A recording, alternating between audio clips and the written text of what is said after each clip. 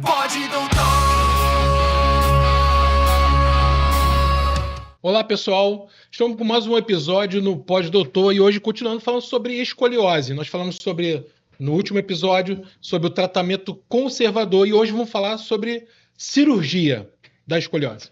E hoje nós estamos com o Dr. Gustavo Peçanha. Seja bem-vindo, doutor Gustavo. Obrigado, Rodrigo. Doutora Simone Vilela Pedras. Bom dia. Já está aí. Mais uma vez aqui com a gente. Obrigado aí pela ter aceitado o convite. Isso aí, importante. Também doutor Antônio Lalo Júnior. Seja bem-vindo. Obrigado, Rodrigo, pelo convite. Vai ser um prazer aqui falar sobre o tratamento cirúrgico da escoliose. Se falar... Eu falo assim, gente, não tá... Eu tô... Mais um agora, eu vou pedir música do Fantástico. É isso aí. A gente tá aí, doutor Já Gustavo. pode pedir. Hein? Tem Esse três. time aí, hein? Pô, eu vou pedir música do Fantástico. Doutor Gustavo Peçanha, doutora Simone Vilela Pedras e doutor Antônio Lalo. Isso aí. Né? A Bom, equipe Coluna Carioca completa. Tá aí, né? Tá aí. Pô, bacana, né? E vamos falar que tem um assunto muito importante pra gente tratar hoje. A gente vai sair um pouco essa transição, né? Do conservador para quando é cirúrgico. Mas eu queria saber, antes de começar, doutor Antônio Eulálio, né? Como eu posso chamar? Eulálio Júnior? Como é que o pessoal... Eulálio é um nome mais... É o doutor Eulálio, né? Eulálio. Mais profissional. Não, ali, né? Doutor Eulálio. Perguntar ao senhor, além de médico, né, cirurgião, né, conceituado no Rio de Janeiro, fora o campo cirúrgico ali, o que o doutor faz? Ele tem a vida normal, ele faz a... Porque o pessoal acha assim, cara, o que o médico faz?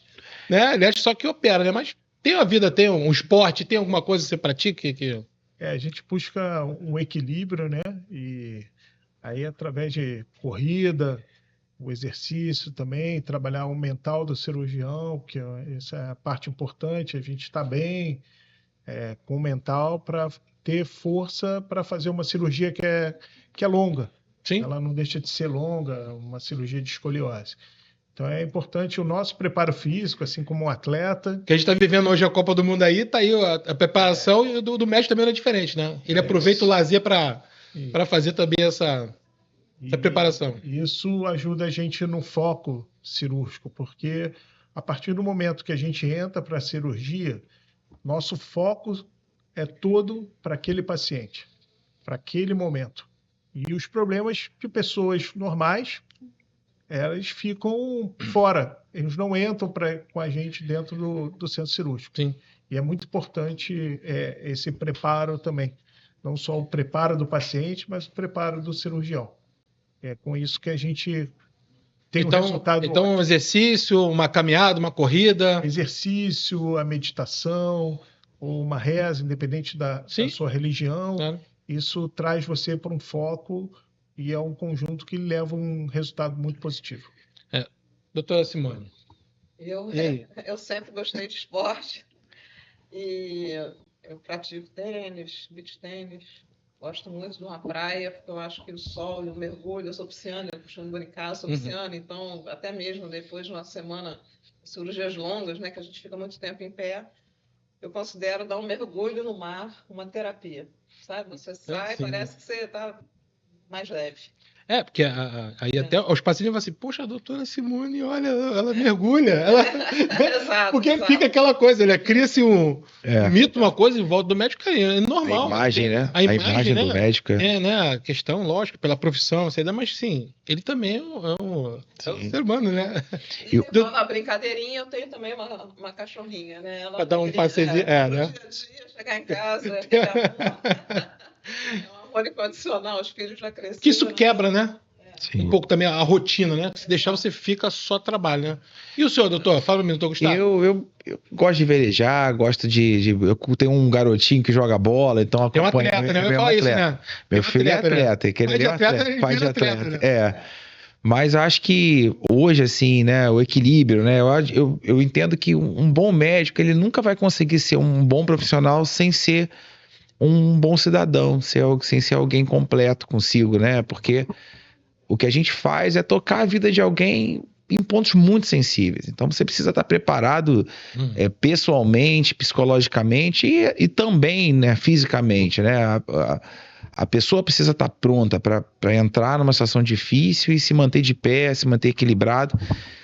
E na minha vida hoje, acho que mais do que em outros momentos é a fé. Eu estou na igreja, ajudo na igreja em vários aspectos, não é só frequentar a igreja, mas questão social, né? Eu vivo igreja, ajudo na igreja, toco violão na igreja. Toca violão, mole não, né?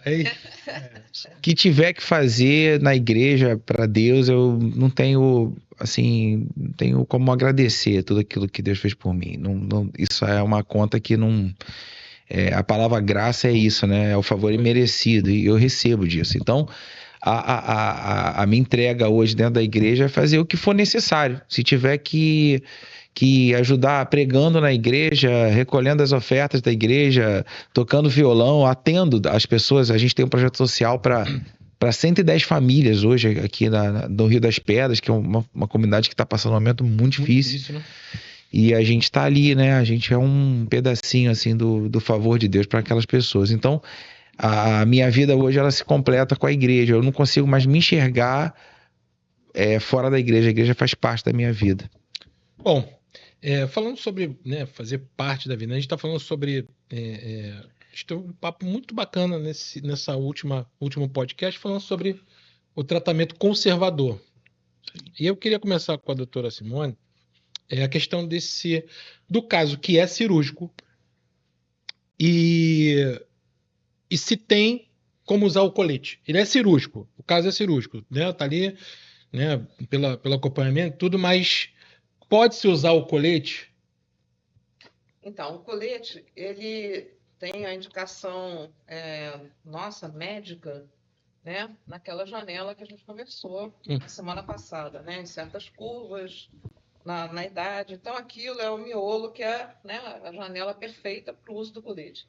Mas, em certos casos, né, e eu diria principalmente, né, você me perguntou semana passada, uma escoliose neuromuscular, então você tem uma criança de 5, 6, 7, 8 anos que está desenvolvendo a escoliose, você pode colocar um colete para segurar, sabe? Não vai ser tão fácil, né? O colete não tem uma adaptação, né, como uma escoliose idiopática, ou uma escoliose na neurofibromatose, que você tem uma curva progredindo muito rapidamente, já com 4, 5, 6 anos de idade. Então, a gente tenta fazer a criança crescer um pouco mais, desenvolver uma caixa torácica um pouco mais, né, compatível com um procedimento cirúrgico e para ele não ter artrodese precocemente. Então, tem várias indicações em que a gente coloca um colete enquanto essa espera para a curva não progredir na velocidade que ela haveria, essa progressão grave, né?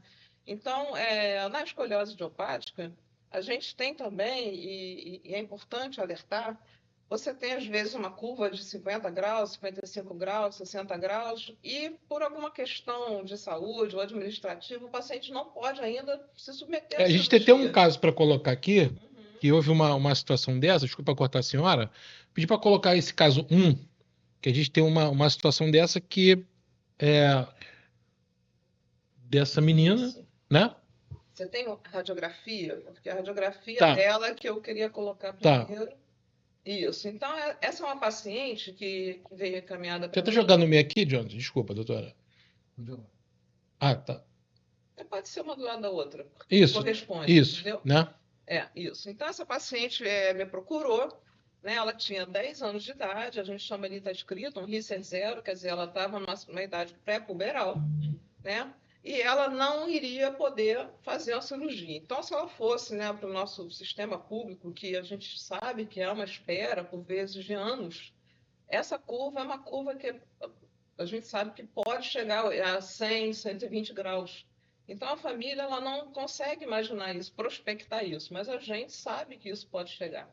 Então, ficaria uma curva com além de uma dificuldade técnica muito maior, sim, do que uma curva que tivesse, né, com esses 80 ou um pouco menos, como até com risco mesmo, o risco mais temido, né, da nossa cirurgia, que é a paralisia. Então, a colocação do instrumental cirúrgico é mais difícil. Então, nesses casos, por mais que a gente sabe que não vai evitar a cirurgia, ele pode atenuar até mesmo essa progressão. Então, nessa tentativa, esse caso é um caso muito interessante, porque eu acabei operando essa mocinha 4 anos depois, né? Se você quiser mostrar, tem toda a evolução dela. Tem uma evolução dela que eu acho importante, porque tá ela tinha 82 graus. 82 graus, em dezembro de 2021. Então, a gente colocou um colete, eu pedi para ela procurar, né, um ortesista, fez um colete para ela, eu acho que tem a fotografia dela. Passa a outra imagem, John. Eu queria pegar o gancho dessa imagem, Rodrigo, e passar aqui como é importante um recado que eu dou para os pais, principalmente no inverno, olharem, tirar a camisa do filho e olharem para a coluna do seu filho.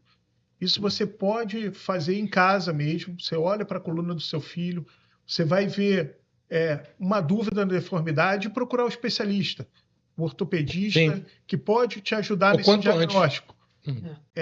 Na dúvida, é melhor ir para o especialista. Então, não deixe esse momento, quando o seu filho está ali trocando de roupa, você vai, deixa eu olhar, filho, aqui a sua coluna. Isso vai ajudar seu filho, vai prevenir, e aí a gente vai conseguir, no momento exato, ir para o tratamento que a doutora Simone passou, que é o colete. Então, esse é o melhor momento de usar o colete, quando ainda tem uma curva pequena. E é difícil. O que a gente vê mais é o pai só observei no verão. Porque é quando a criança está na praia, que ela vai botar o biquíni. Então, tem essa janela entre o inverno e o verão e que a gente poderia estar com um tratamento perfeito no uso do reduzindo colete. Com o colete, tratando e reduzindo, né? Essa curva. E recapitulando, né, o assunto que a gente já tratou no outro podcast, que é exatamente isso, a janela perfeita. A janela perfeita, a melhor oportunidade de você enxergar a escoliose no seu filho é isso. É um teste muito simples que a gente mostrou semana passada, que é o teste da inclinação. Você pede seu filho para inclinar o tronco para frente e olha ele de trás. Se você perceber que como se fosse uma bola se forma de algum dos lados, ou que existe uma diferença entre esse triângulo formado aqui, ó, pelo braço e pela cintura da criança, se você perceber isso, imediatamente procure um ortopedista, procure um especialista em coluna, porque as melhores oportunidades para o tratamento são precoces. Geralmente a criança que tem a escoliose, ela se esconde um pouco, ela costuma usar roupas mais largas. Isso é de menina, né? É comum a gente encontrar essas crianças chegando no consultório, às vezes com um casaco enorme no calor. Por quê? Porque é a forma que ela tem de se esconder ali dentro. E eu deixo assim, bem claro que uma curva numa criança que tem 10 anos de idade e que já tem 80 graus, então ela já se mostrou, né, uma alta agressividade. Então, isso é uma curva que essa menina era uma criança, ela uma criança pequena, ela nem tinha sinais de puberdade.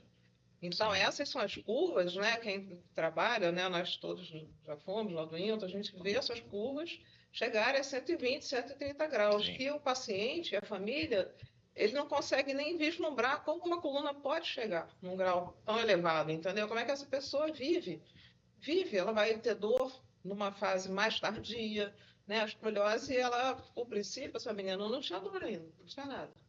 Bom, ele colocou ali, para a gente seguir esse caso e ficar mais dinâmico, como que ela ficou, né? Eu sempre peço, assim que é colocado o colete, é solicitada uma radiografia com o colete. Vamos ver se o colete está bom, o que ainda dá para melhorar, né? Então, a gente vê que ainda é uma curva importante, mas ela dentro do colete, você vê, a radiografia tem 4, 5 meses depois, ela já vai para 47 graus. Uma boa... Eu peço para colocar as próximas radiografias para a gente ver ao longo, né, dos anos, só lembrando que eu só fui, consegui operá-la, né, 4 anos depois, ela diminuiu de 82 já para 59, ele é uma radiografia sem colete. E na véspera da cirurgia, né, eu solicitei, porque foi demorando, né, a gente não estava conseguindo. Questões burocráticas, todo o processo de autorização. Então, na véspera da cirurgia, põe a última radiografia, por favor. Isso. Então, você vê que ainda é uma curva grave, mas é uma curva de 64 graus, 4 anos. E só lembrando que, assim, Nesse meio de caminho, ela parou de usar colete, porque a gente acreditava que já ia fazer né? Eu perguntei, vamos fazer, vamos não usar. Ela já estava com maturidade esquelética mais avançada, né? 4 anos depois, o Richter já estava 4 para 5, ou seja, finalizando. E essa é a radiografia que a gente chegou praticamente 2, 3 meses antes da cirurgia ser realizada. Então, para quem conhece, sabe que de 80 graus com 10 anos, se nada tivesse sido feito, a gente teria uma curva certamente acima de 100 graus, entendeu, Rodrigo? Então, assim, seria uma curva muito mais difícil de corrigir, muito mais difícil de instrumentar os parafusos e jamais teria sido alcançado um resultado clínico, pode ser um pós-operatório imediato. Perfeito. De operado. Entendeu? Ela teve uma alta 3 dias depois. E assim, então, isso jamais acontece com uma paciente que tenha 100, 120 graus, por vezes até tração é necessário, né, para poder reduzir. Então, assim, esse é o ponto que eu falo. Então, por vezes, o colete, ele consegue modelar e consegue nos ajudar em certas ocasiões. E a diferença aqui fica clara, né? Esse resultado aqui final é incrível, né? E aproveitar, quer dizer, ou seja, conseguiu reduzir, isso também ajuda na cirurgia. Muito mais segurança, né? Na segurança, né? Segurança cirúrgica, na instrumentação. Quanto mais rodado, quanto mais displásico e deformado fica a vértebra, né? Porque a escoliose, numa criança pequena, ela está deformando. Você tem que lembrar que a gente tem o osso e tem a cartilagem. Vai entortando pelas leis que a gente sabe, ortopédicas, né? A vértebra vai se deformando. Então, para instrumentar, vai ficando mais difícil. A gente trabalha ao entorno de estruturas móveis. E pensando na qualidade do paciente, também na mobilidade, né? Porque assim, se a senhora reduz também... Exato. Então, nesse caso... Também influencia também nesse adulto, né? Vai ser adulto, né? Então... Quanto menor a curva, a cirurgia ela é, obviamente, mais segura, mais simples e também você consegue, às vezes, instrumentar uma quantidade menor de vértebras. Ou seja, o resultado a longo prazo, depois que a recuperação da cirurgia já aconteceu, ele acaba sendo um resultado melhor. Você também evitar a progressão também tem esse aspecto, de você evitar de fazer uma cirurgia muito longa. Sim. Né? Quanto menor a cirurgia, de certa forma, em todas as cirurgias, né, ela tem isso. Quanto mais objetiva a cirurgia, quanto menor a cirurgia, melhor o resultado. Mas esse caso aqui eu acho que é clássico dessa... Que foi assim um ganho absurdo. Ou seja, com 10 anos estava com 82 graus, ela se não toma se não procura o especialista. Sim. Porque às vezes vai para um evitou uma catástrofe. E aí ele fala, não, dá para... Ela está crescendo ainda. Espera ela crescer para operar. Crescer para poder operar. Esse é um dos erros mais comuns. É você pensar só na parte pulmonar e falar, não tem que operar. E é uma curva com indicação cirúrgica. É uma curva com indicação cirúrgica e que você adia o tratamento falando, não, espera ela crescer. E é nesse momento que espera ela crescer, onde a curva vai crescer junto.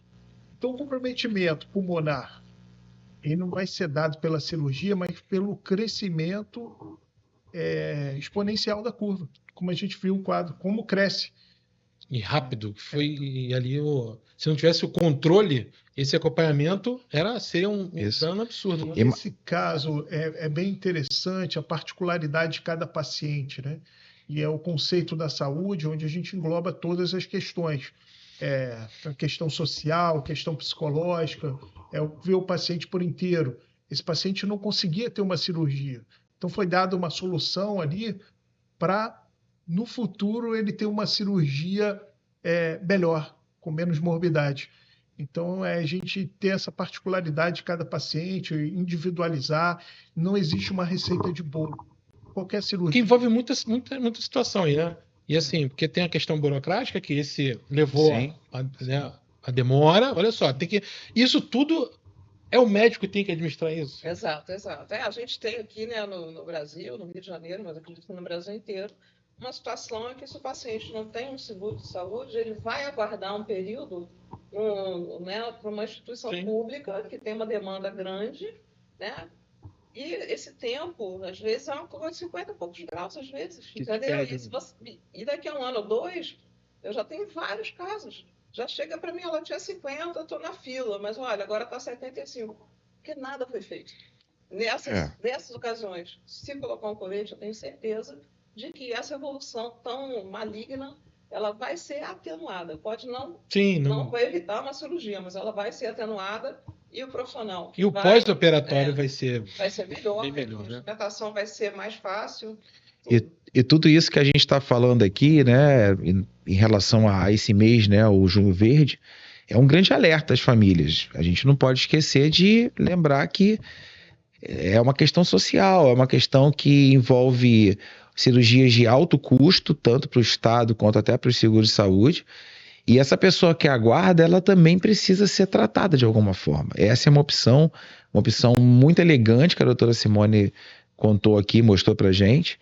E você que tem um pai, um filho, e percebe que aquela curva vai demorar muito para ser tratada, às vezes essa é uma opção segura. Doutor Lálio, como esse paciente, né, costuma chegar lá no consultório? Chega tardio, muitas vezes, porque assim, a gente vai falar agora de cirurgia, né? Uhum. Vamos falar agora da parte que a gente sai da questão do conservador e é o cirúrgico, porque fala assim, olha, não tem... E acontece de chegar tardio no consultório? Infelizmente, a gente vê a curva já com uma progressão. É difícil a gente pegar com 50 graus, que seria aquela curva mais simples, com a indicação cirúrgica mais clássica, né? Então, a gente já pega curvas já com uma... Qual ali o limite do moderado ali pro grave, ali, que é o cirúrgico? A gente acredita que a partir de 70 graus, isso muda muito a correção. A partir de 70 graus, eu preciso de instrumentos cirúrgicos, manobras cirúrgicas, uma que a gente chama de liberação do osso maior, e com isso, quanto maior o sangramento. Sim. Então, a gente tem um prejuízo nessa espera longa. Então, o que a gente observa muitas vezes é o paciente que demorou para chegar até a cirurgia. E isso às vezes, porque o paciente tem uma questão, ele não quer escutar o termo cirurgia.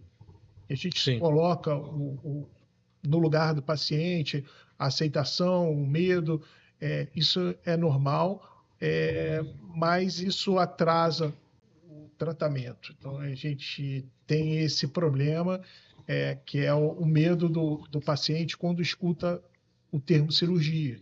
Muitas vezes indo atrás de tratamentos, opções de tratamentos que não são reais, mas é o que o paciente quer ouvir.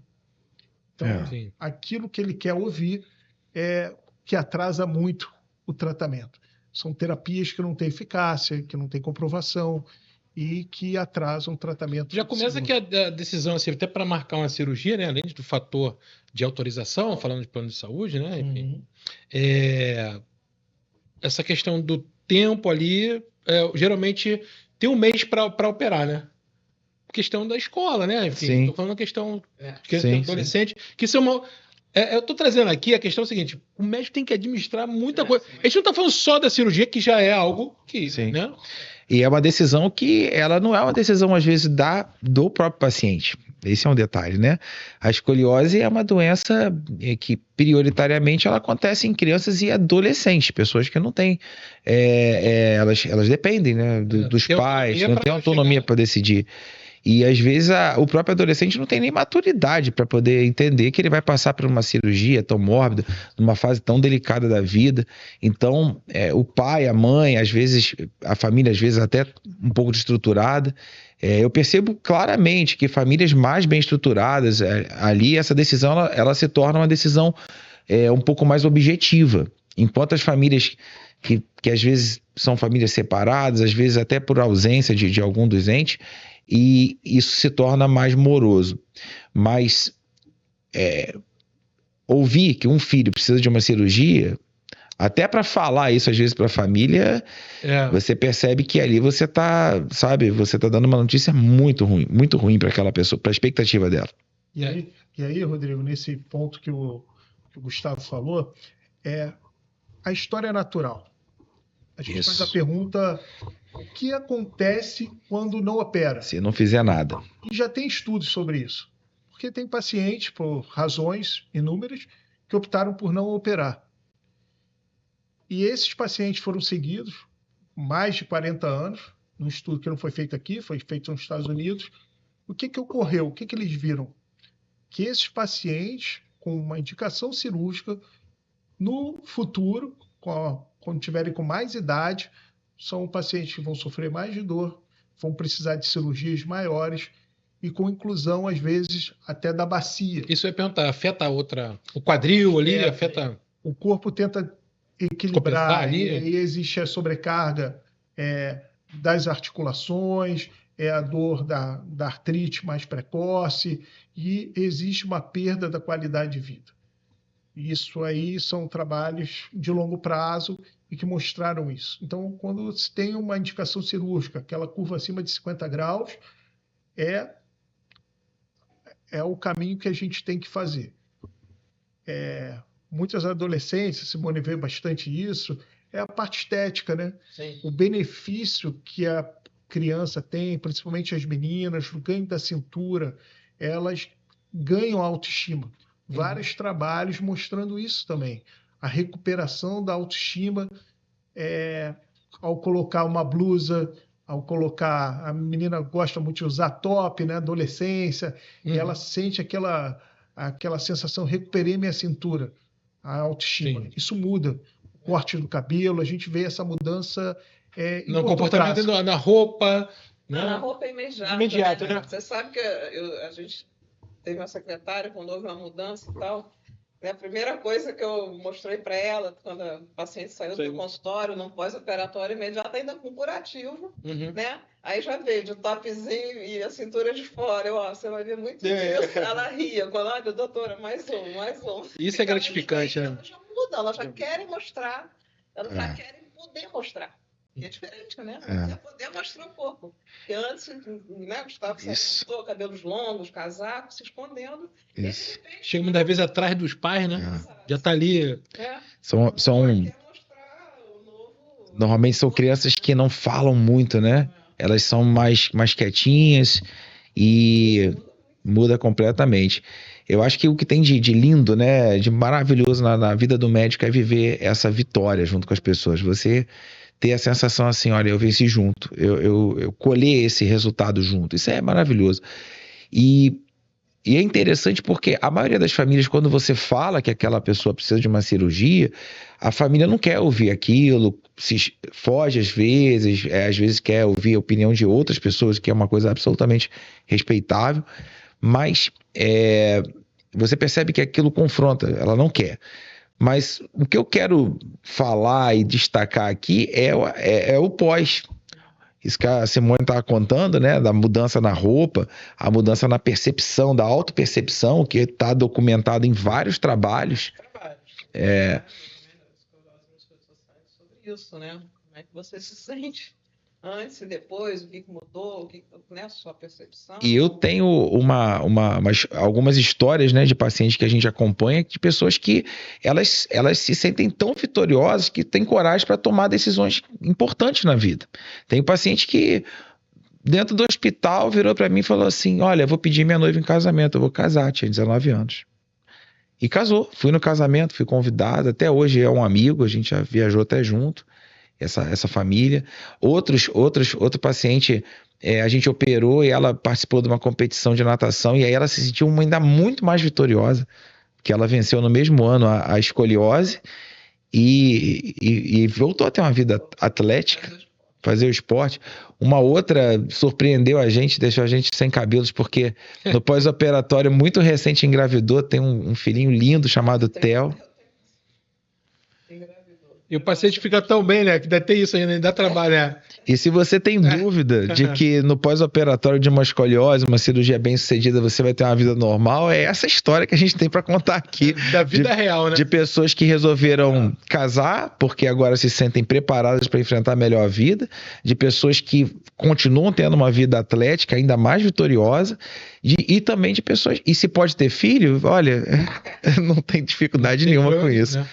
Né? Até... eu separei uma imagem de uma princesa que no casamento dela, ela quis mostrar a cicatriz da escoliose. Isso para provar que isso não derrota ninguém, mas o contrário, né? É um símbolo de grande vitória. Eu achei muito bacana né? Essa princesa, né? E aí... ela entrou e ainda fez questão de mostrar ali a cicatriz. A próxima foto. A próxima foto. É só para mostrar ela. Ali, ó. Consegue aumentar um pouquinho, Jonathan? E tá ela aí, mais vitoriosa do que nunca. E aqui, ótimo, ficou ótimo, perfeito. Que aí dá para ver bem a cicatriz, né? E ela fez questão de mostrar isso. Essa é a cicatriz de vitória, né? E não de derrota. É importante essa cicatriz, eu vou pegar o gancho da cicatriz, que essa é a pergunta também do paciente, né? Como é a minha cicatriz? Ele não está preocupado se vai botar no lugar. Boa, doutor. Ele quer saber como é que vai ficar a minha cicatriz, né? Essa cirurgia, ela tem esse fundo estético. Como a gente falou, a criança tem uma baixa autoestima pela deformidade e a cicatriz, ela é parte do tratamento também. Sim. Então, essa cicatriz, onde a gente faz um ponto de plástica, que a gente falou, é um ponto intradérmico. Esse cuidado com a ferida no pós-operatório, a orientação, não pega sol. Evita essas 3 semanas você entrar em piscina, pegar sol, usar bastante protetor solar, para evitar uma cicatriz ruim. Mas é uma cicatriz que é estética, é uma cicatriz que a paciente convive, faz parte da história daquela paciente, Sim. da vitória, como a gente foi falar. Símbolo de vitória. Isso, a criança sai mais forte. Então, o apoio dos pais, principalmente, é deixar o seu filho mais forte. Ele vai passar por aquilo, é uma doença fundamental esse apoio. Que tem cura, né? Que tem vida, que vai seguir. Que tem outras doenças. Outra pergunta que eu acho que essa é uma, né, que o senhor trouxe, e a outra é, quando é que eu posso voltar para academia? Aí você fala assim, caramba, tô pensando aqui, tô preocupado como é que eu vou estudar a sua cirurgia, mas tem essa pergunta? Tem, essa é uma pergunta frequente. Primeiro, para os pais, é quando você volta à escola. Sim, Isso é muito individual, a gente respeita o limite de cada um, mas quando tem 3 semanas, a ferida está cicatrizada, o paciente já consegue retornar à escola. A gente vai com cuidado para não evitar a mochila muito pesada, por questão de dor e tudo, esse cuidado, mas o paciente em 3 semanas ele já está com retorno para a escola. A atividade física, a gente já coloca um paciente com 2 meses a 3 meses já fazendo uma atividade física sem impacto. Então, ele com 2 meses já consegue fazer natação, que é com baixo impacto. E o paciente que tem uma atividade esportiva de contato, a recomendação varia muito, mas entre 9 a 12 meses, que é o esporte de contato, para que o paciente esteja liberado. Consolidar, então. O contato intencional, às vezes é melhor a gente segurar um pouco mais. Por exemplo, alguns esportes de combate, alguns esportes até de rugby, né? Que é um esporte de corrida que você... É muita coisa. Esse esporte talvez seja um esporte que realmente ele não é o esporte que a gente consegue realmente readaptar o paciente por uma questão de segurança. Não que ele não possa sofrer um impacto, ele é seguro para isso. Mas eu, especialmente, não recomendo muito, não. Doutor Orlando, os pais, né, assim, na hora dessa notícia, eu quero saber da notícia ali, que vai dar a questão que o caso é cirúrgico. O pai e a mãe, especificamente, tá? Tem assim, sai culpado, sentindo com aquela culpa. Esse é um sentimento muito comum, é um sentimento de culpa, porque é uma doença multifatorial, então a gente não tem uma causa específica, não é um descuido do pai, da mãe, mas eles se sentem culpados. Como eu não vi isso antes? Então a gente chamou a atenção ali, né? De olhar percebi que só deu uma dica ali. Olha o seu filho sem camisa. Porque a correria do cotidiano, os pais correm atrás do bem-estar do seu filho. Sim. E essa correria, às vezes, a gente deixa passar isso. Esse momento importante de olhar para o seu filho sem camisa. Existe essa angústia muito grande. E aí cabe a gente, o médico, confortar também. Acolher nesse momento ali. Os pais, evitar o sentimento da negação. Não, isso não é isso, não é indicação cirúrgica, o seu médico, o senhor está errado. A gente vê isso no olhar do paciente, que a gente tem dos pais, principalmente. Que é natural, né? A defesa do... Sim. Isso era um luto, né? Não? Eu até brinco, quando nasce uma mãe, nasce uma culpa, né? Porque é mole carregar isso e achar que você é culpado. Acha que foi porque botou a mochila de um lado, amamentou só de um lado. São algumas umas dúvidas frequentes, mas você percebe ali que aquela pessoa ela tá vivendo o luto dela, só isso.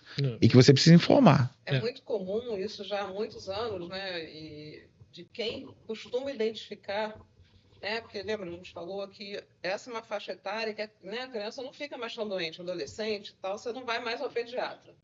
Né? Diminui essa frequência. Então, você passa por esses anos, aí a do adolescente se cobre mais, comum também, né? De camisões e tudo. E quem costuma identificar mais comumente é o profissional de educação física ou da escola. Na escola que sinaliza, olha... Treinador. Quem geralmente vê, é muito comum. Como isso, né? Isso que a gente tem uma incidência maior de bailarinas, mas a gente acha muito que é porque a bailarina está sendo vista pela professora, então ela tem um diagnóstico... A roupa, né? O colã ali, né? Precoce, Então mais exposta. Exposta, né? Faz isso... Isso há muitos anos, né? Que é Simone. Física que acaba sinalizando, né?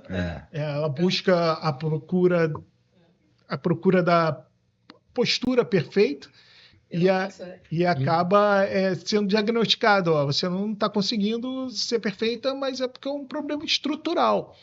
Né? Sim. É aquela escápula ali que fica, né, ali, a giba ali, né? A gibosidade ali, né? Sim, que é a estrutura da coluna, ela passa a ter aquela rotação. É uma deformidade tridimensional, a escoliose. A gente já tem vários estudos disso dessa deformidade tridimensional. Ela é a rotação da vértebra. Essa rotação é que faz a giba, que é essa parte mais alta da coluna que a gente observa no... Que é onde você está falando, que os pais justamente olhar isso aí, olha, sem camisa, ver se tem alguma coisa ali diferente de um para o outro. Uma coisa também importante nisso tudo é que quando na família, né, a gente falou, é uma multifatorial, muito provavelmente genético, né? Então, quando já tem uma história na família... Né, ou da mãe, né, ou da avó que tem escoliose, ela já está atenta, né, porque aconteceu com ela ou algum parente, mas geralmente, né, nem tem história, então muitas vezes a pessoa nunca nem ouviu falar. Então, isso é muito comum no consultório, eu nunca ouvi falar sobre escoliose, entendeu? Então, não está atento a essas pequenas alterações que a gente fala no corpo, a cintura, o ombro, a omoplata. Né? Até olha aquilo, mas não consegue identificar que existe alguma patologia que do nada, meu filho não está com dor, né? Meu filho não sente nada, ele não manca, ele não tem nada. Na rua, e andando assim na rua, né? A gente pede um pouquinho, né? Você acaba olhando e fala assim, Exato. Acontece isso, cara? Muito. Nossa, meu paciente de colete primeiro. Você entrega um colete, né? É aquele drama que a gente conversou semana passada, e eu sempre falo, você vai descobrir que na sua escola tem mais gente usando colete que você não sabia, e aí a próxima consulta já vem com essa notícia, né? Muito interessante isso. E eles brincam, né? Às vezes riem. Eu tento transformar essa situação numa situação mais leve, né? Que é o acolhimento que você me questionou. Você tem que levar aquilo, né? Como aparelho de dente, né? Vamos tentar levar. Eles, doutor, eu ando na rua agora, eu olho todo mundo. Aí começa a observar, né? Passava batida, né?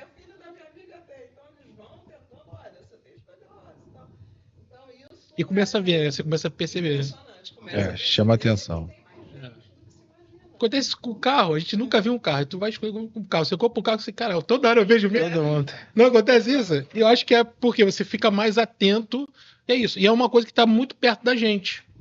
Assim, tá ali o dia a dia. A incidência é alta, não é baixa, não. A gente tem uma incidência aí de 2% da população mundial. E pegando esse gancho da parte genética, né? Como existe o fator de risco, quando você tem um parente que tem escoliose. Então, se você tem os pais com escoliose, você tem 9% de chance de ter escoliose. Sim. Então, aquela mãe que, não, fui diagnosticada de escoliose, ela tem que ficar mais atenta com o filho. Então, olhe principalmente para as meninas, que é onde a incidência é maior em meninas, né? A escoliose idiopática do adolescente, Sim. a incidência é muito maior em meninas. Então, esse fator genético a gente está buscando, existe um grupo de pesquisa, e isso junto com o laboratório da UERJ, o laboratório do INTO, para que a gente consiga identificar um fator de risco genético. O senhor tem algum estudo sobre isso? Então, a minha parte de estudo de doutorado é sobre o polimorfismo genético. E é disso que a gente está tentando ter um marcador biológico. O que é um marcador biológico? Eu, com teste genético, eu consigo falar, essa criança tem um risco.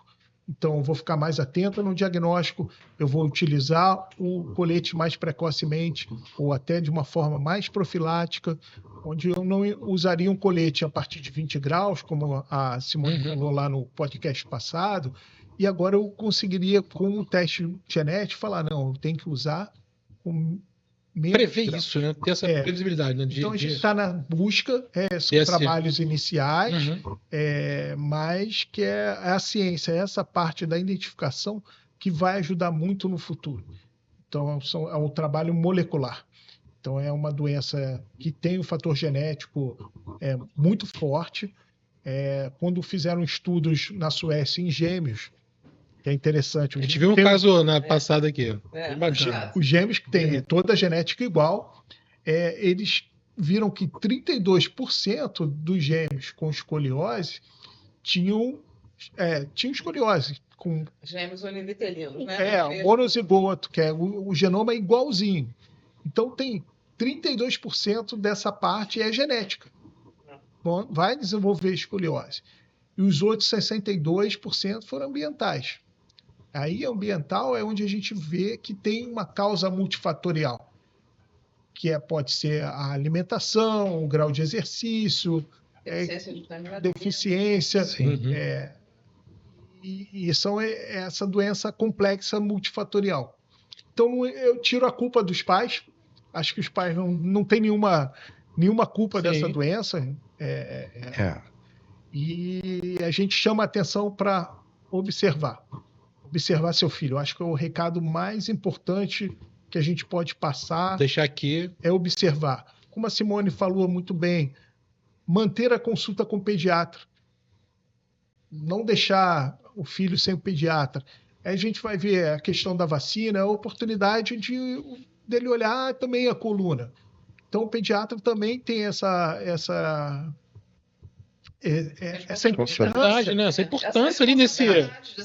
Sim, tirar a camisa do paciente. Porque a gente tem um professor, achei importante falar do educador físico, né? Que tá ali, ele consegue, né, perceber alguma coisa. Agora, o pediatra, ter essas pessoas, criar um cinturão mesmo ali para assim, olha, alguém precocemente. Cara, né? A questão da precoce, né, desse tratamento. Porque esse conjunto, pediatra, o professor de educação física, os pais, eles podem evitar a cirurgia. Sim. Então, com o uso na hora certa do colete. O diagnóstico precoce. O melhor tratamento é a prevenção. Sim. E a prevenção está nessa observação precoce. Essa janela de oportunidade, né, que a gente tanto falou. Eu recebi esses dias uma menina que, na hora que ela começou a desenvolver mamas, uma estava muito diferente da outra. E aí sinal, né? Esse foi um sinal. Ela da escoliose grave até. Que existe uma simetria da caixa torácica, né? A caixa torácica se prende na coluna. E aí, na hora que a coluna começa a entortar, essa caixa torácica entorta junto. E por isso que forma essa giba, né, nas costas da criança. E nesse caso, a implantação da mama, que também se dá na caixa torácica, fica alterada. Eu vou pedir para colocar uma imagem aqui, Jonathan, a imagem 2, se eu não me engano, que é já de uma cirurgia. Queria que você comentasse, que a gente vai perguntar algumas coisas, agora falar da cirurgia em si ali, que é a hora que está ali, aquele momento ali toda a preparação, né? Enfim, saber dos pais. Eu perguntei dos pais Essa é a 2? Eu acho que essa não é a 2. Não, é essa que você mandou. Foi... Ah, tá. Foi, ó. Aqui, ó. Pode botar aqui do lado, por favor, Jonathan. E aí é um caso, né, de cirurgia, de uma escoliose. Escoliose idiopática. E aí eu acho sensacional isso, porque a quantidade de parafuso, né, que diminuiu, eu queria que o senhor comentasse. E aqui onde preservou, nesse o doutor Gustavo trouxe esse caso, né? Mas queria que o senhor comentasse também pra gente aqui. Então, pode falar um pouco dessa primeira imagem? Então, esse é um paciente com uma escoliose de 48 graus, tem uma indicação cirúrgica pela progressão, né? Então, houve uma progressão para ele chegar a esse grau cirúrgico. A gente nota a translação da coluna, né? Até o leigo consegue ver, existe uma deformidade clássica. E como no pós-operatório, a gente conseguiu trazer essa coluna para o eixo. E, mais importante, poupando a coluna lombar. A lombar ela tem importância no movimento, na inclinação, ao paciente que gosta de dançar, ele consegue praticar o esporte com mais performance se poupar a lombar. Então, esse cuidado de não incluir curvas desnecessárias numa instrumentação é importante no planejamento. Esse planejamento pré-operatório é o mais importante, feito com radiografias, que a gente chama de radiografia que inclina para um lado. Sim. A gente vai ver o quanto essa curva que não entrou na instrumentação, ela é flexível, que a gente chama. É uma curva que pode ser poupada do parafuso. Então aqui a gente utilizou o parafuso. Mas usou muito parafuso? Não. Esse parafuso permite a correção da deformidade, braço de alavanca.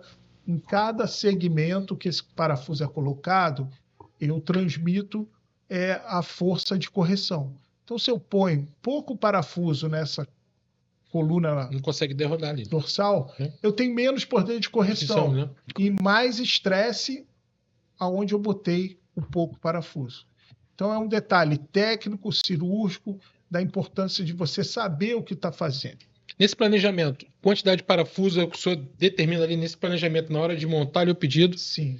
Para assim, olha, eu vou pelas imagens do raio-x, né? Enfim, tudo que é feito.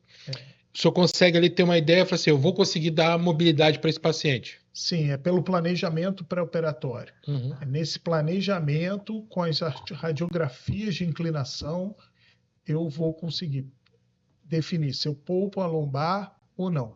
O intuito sempre é fazer a artrodese seletiva, como o Gustavo fez aqui. A gente considera esse padrão de excelência no tratamento cirúrgico, é o melhor resultado que a gente pode ter.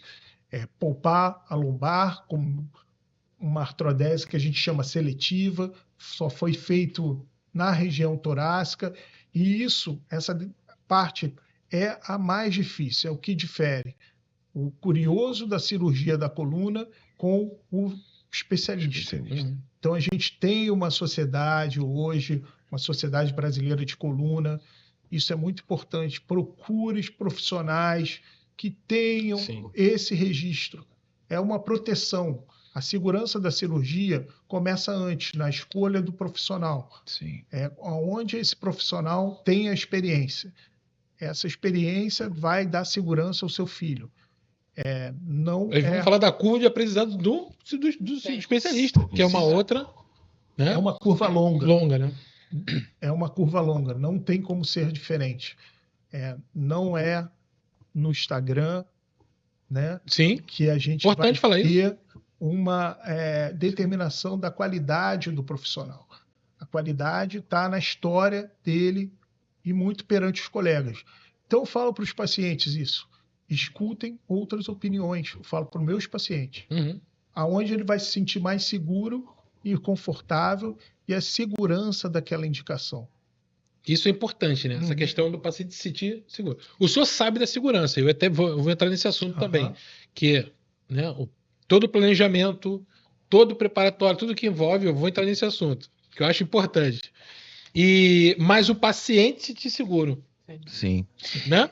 Esse caso, por exemplo, é uma menina de 16 anos. Se você olhar, até as costelinhas dela estão assimétricas, né? Então ela tinha uma deformidade clínica muito importante e a gente optou por fazer a menor cirurgia com a máxima eficácia. Esse é um conceito que ele cruza às vezes com o que as pessoas imaginam. As pessoas têm talvez um conceito de que uma grande cirurgia é a cirurgia mais eficaz. Na realidade, eu aprendi que menos é mais. Menos é mais. Eu aprendi isso no passado. É a frase aqui do nosso grupo, dos grandes especialistas do mundo, e a gente está aqui para encontrar o que tem de melhor para cada paciente. O que tem de melhor para cada paciente, olhando para esse caso, é a gente ter uma cirurgia que consegue uma correção eficaz, consegue não instrumentar uma curva que não precisa. Na realidade, quando a gente corrigiu a curva de cima, a de baixo foi corrigida indiretamente. Então, ela vai ter uma qualidade de vida praticamente igual a uma pessoa que não passou por uma cirurgia, porque a maior parte da mobilidade está na lombar. É importante a gente dizer que a escoliose ela tem uma classificação, né? Isso. Quais são as curvas primárias, quais são as curvas secundárias. Então, a gente tem curvas únicas, né? Curvas duplas, tripla curva. Compensatórias. Então, a gente tem uma classificação e se a gente mostra essa radiografia com os testes de inclinação, né, para colegas que são treinados e que seguem as orientações das sociedades ao redor do mundo, a indicação é essa. Isso. Então, quem indicar qualquer coisa diferente do que foi feito aí, está indicando errado. Entendeu? Pode ser que faça um nível a mais ou outro, mas você fixar até L4 ali, fazer uma curva incluindo, está errado. Entendeu? Você não precisa chegar até o ilíaco. Tem que criar alguma dúvida. Não, tô falando. Não. Isso é um erro grave até. Sim. Hepática não existe, tá? Só em adulto mais velho, compensado é um outro padrão, mas para adolescente isso não existe. Então, enfim, a gente sabe que existem casos em que tem até uma dúvida, devo ou não fixar a lombar, quando você tem uma curva que a flexibilidade é borderline, né? A gente sabe que é 25 graus, se tem cifose tóraco lombar, existem parâmetros que a gente deve avaliar antes de indicar, da área de artrodese, que a gente chama. E a gente sabe que, como o Gustavo bem falou, né, quando a gente corrige a curva principal, a curva secundária, ela vai corrigir parcialmente, a curva vezes até totalmente, sozinha. A gente já vê nos raios-x que sempre fica já ali, bem... A correção é... Muitas vezes a gente observa ainda uma curva lombar residual no pós-operatório, mas essa curva residual, quando ela é menor de 20 graus e tudo, a manutenção da mobilidade tem um efeito benéfico muito maior na qualidade de vida. O corpo vai se ajustando, posso usar essa palavra? Ele vai se adequando. E só de você não artrodesar, que seria incluir, né, na correção da cirurgia, ou seja, operar, quando você não opera a lombar, você permite que a função de mobilidade da coluna, que se concentra na região lombar, ela não é impactada. Ou seja, é uma pessoa que vai passar por uma cirurgia de correção de uma deformidade grave sem o peso de perder mobilidade. E mesmo quando a gente precisa incluir a lombar, a gente sempre faz isso, ou seja, da menor forma eficaz, tentando manter. Isso que a gente está aplicando aqui, esse conceito, que é a nossa equipe, que é uma equipe experiente, né? Nós temos pelo menos mais de 10 anos aqui de... Até 10 nisso. Vamos entregar a idade. Chega uma hora que fala que tem muito tempo, já começa a ficar pesado. Mas, enfim... Os cabelos se foram. Exatamente. As marcas da batalha se apresentam. Mas isso significa que a gente está aplicando a escoliose, ela não é mais um conhecimento empírico. A gente não está usando uma experiência única, de que não é mais disso que a gente está falando. É uma das doenças que ela tem um conhecimento mais amplo, mais bem reconhecido, mais bem estabelecido os seus tratamentos. E a nossa missão aqui como médico é aplicar todo esse conhecimento médico que está bem estabelecido na vida dessas pessoas de uma forma segura. E a segurança está além da nossa experiência, mas da gente compartilhar aquilo que a gente sabe com aquilo que já está bem claro na literatura médica. Eu ia perguntar ao doutor Goulart com relação à equipe. Porque assim, a gente está falando do médico cirurgião ali, mas tem todo um time Sim. aí por trás, né? Primeiro, que a família é a questão do tempo, né? De cirurgia, né? Sim. Aí às vezes você, olha, vou dar aqui um exemplo, tá? Se der, tu marcou a cirurgia para as 7 horas, vamos supor que deu tudo certo, o paciente está na sala, e aí eu tô trazendo isso porque a gente sabe como é que funciona, né? Você não depende do médico. O paciente chegou lá na sala, maqueiro, tá todo mundo, houve a troca do plantão, todo mundo ligado ali, chegou, entregou o paciente para a equipe. 7 horas da manhã. Queria que o senhor falasse para mim o tempo, porque a família tá achando que já tá contando. Sim. E isso é uma coisa que esse real. emocional, o mundo real, tô trazendo aqui o mundo real. O emocional lá tá já dá 8, 9 e aí, mas queria que o senhor falasse aqui a preparação e quem tá de fato ali no time ali, né? Além do cirurgião que vai estar em campo, mas estou falando aqui do time. Vamos trazer um pouquinho dos bastidores. Bastidores. Eu acho que queria que o senhor narrasse os bastidores. O bastidor do centro cirúrgico começa com o preparo da sala. Então, a gente tem que ter a sala disponível no dia. Então, a sala limpa, disponível.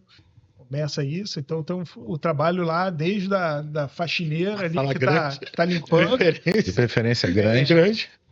Daquele profissional que está limpando. Da enfermeira que vai checar se todos os itens de segurança estão dentro daquela sala. É importante, a gente falar da segurança. Aí entra o trabalho depois da instrumentadora cirúrgica. A instrumentadora ela vai abrir todo o material. Esse material ele tem que ser aberto 2 horas antes de começar a cirurgia, não pode ser aberto no dia anterior, por motivo óbvio. E ele é checado com uma fita que mostra se ele passou por um ciclo de esterilização adequado. Então, esse material ele tem que estar checado antes de chamar o paciente. A gente começa. E são várias caixas, né? Para uma escoliose são 12, 15 caixas. É comparável ao voo do avião. E checa se cada item necessário da cirurgia está presente na caixa. Então, tem que saber o tempo de cirurgia ali, está tudo certinho, né? Existe o trabalho do representante da empresa. Aquele lá atrás, é o bastidor. Ele está ali atrás, ele tem que ter ciência do que ele está fazendo, conhecimento da técnica que aquele médico vai fazer, e ele vai trazer o material adequado. É o probe que é o instrumental, que é o que vai estar lá, que o médico usa, se ele vai usar broca, como aquele médico faz passo a passo. Ele tem que estar conectado, é uma conexão, é um time. Esse time ele começa antes no dia anterior. Ele traz o material, a instrumentadora abre, checa item por item, como um avião que vai decolar. Esse checklist é tem um protocolo. Tem um protocolo. Então, checou. Aí o paciente chega para o centro cirúrgico. É o tempo do elevador, do hospital. Sim. Quando sai, o paciente saiu do quarto, o relógio...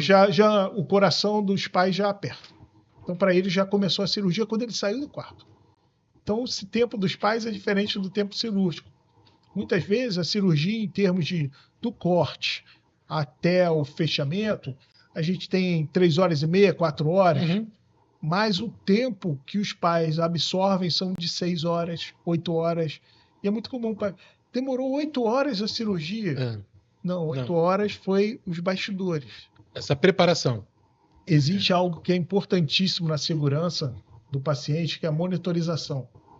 É algo que a gente vai ter dentro do centro cirúrgico um neurofisiologista e que vai dar todos os passos como aquela coluna está se comportando com a nossa correção. Então, isso diminuiu o risco de paralisia, que é uma pergunta muito frequente que o pai fala. Qual o risco de paralisia? É o que a gente mais é questionado. Todos nós.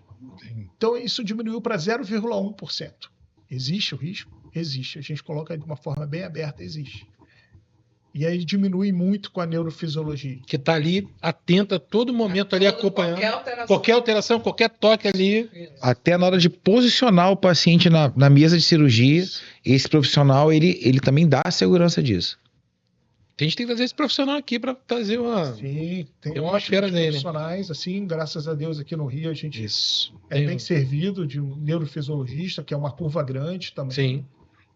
Não é... E ele é importantíssimo nessa segurança da cirurgia, né? Porque você tá ali e ele, em qualquer coisa que tocar, medula ou alguma coisa, ele... E esse entrosamento. Entrosamento, né? Esse entrosamento do neurofisiologista com o cirurgião é uma coisa que aumenta muito a segurança.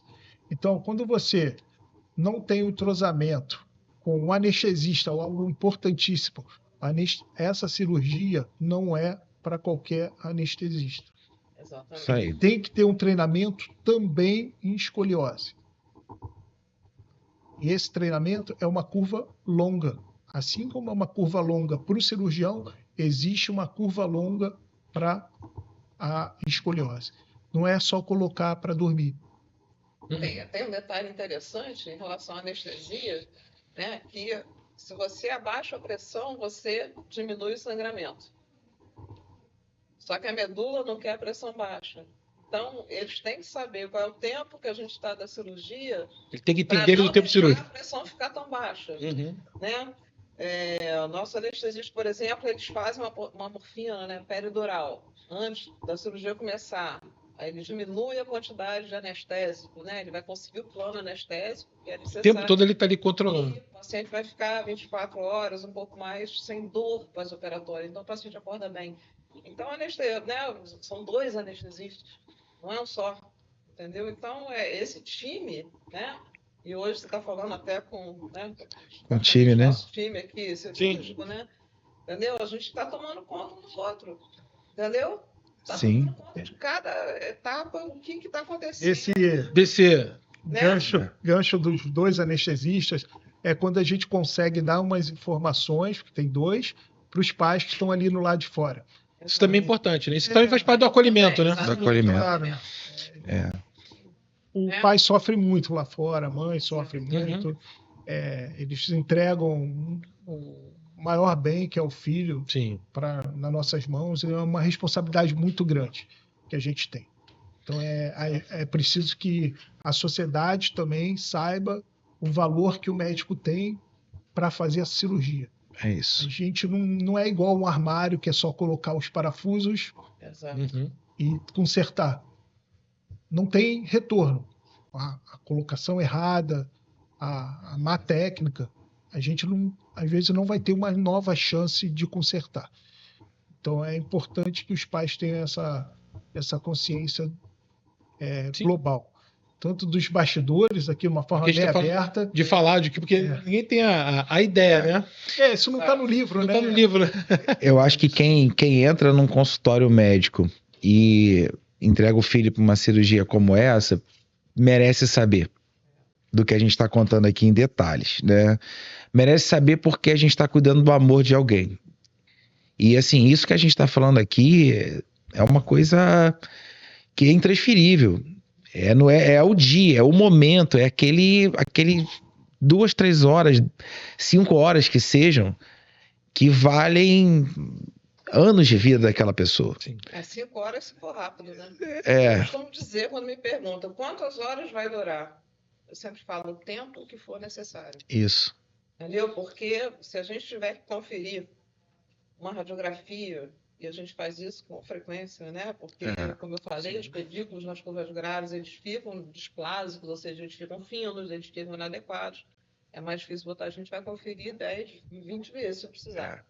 Entendeu? Mas, assim, isso, tempo, a gente está treinado para aguentar e tolerar e não fechar um paciente. Enquanto não estiver perfeito.